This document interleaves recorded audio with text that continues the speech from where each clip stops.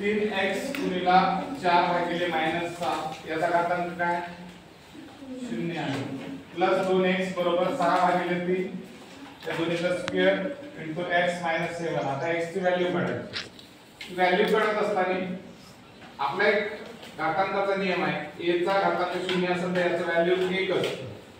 म्हणजे पूर्ण या बॉक्सचं व्हॅल्यू काय येणार आहे बाळांनो 1 येणार आहे एवढं कळालं एवढ्या बॉक्सची व्हॅल्यू काय येणार आहे 1 मग हा 1 इथं लिहिला आता ठीक आहे पुन्हा इथं काय लिहिणार आहोत आपण 2x 6 चा वर्ग 36 केला मी इथे 3 त्रिक 9 केलं ठीक आहे पुन्हा हा x जशाला तसा मायनस इथपर्यंत कळलं पुन्हा 1 जशाला तसा 2x अशाला असा काय करायचं 36x झालं हे 36x आता ते पहा 9 7 63 9 7 63 भागिला 9 बरोबर आहे या 9 ने याला गुणलं आणि इथं काही नसते म्हणजे 1 असते आणि 36 एक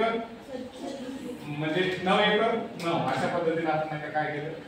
आता काय करायचं तुम्हाला 9 न कशाला गुणायचं इकडून जायचं बघा का आता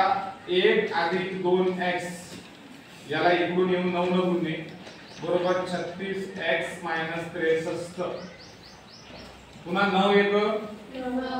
9 दोन्ही 18x बरोबर 36x - 63 आता काय निरीक्षण करा मी जर या 36x इकडे आहे हे 18x इकडे जर नेलं तर -18x झालं आणि हे इकडे -63 आहे इकडे जर आणलं समजा तर ते +63 होतं किती व्हायला लागले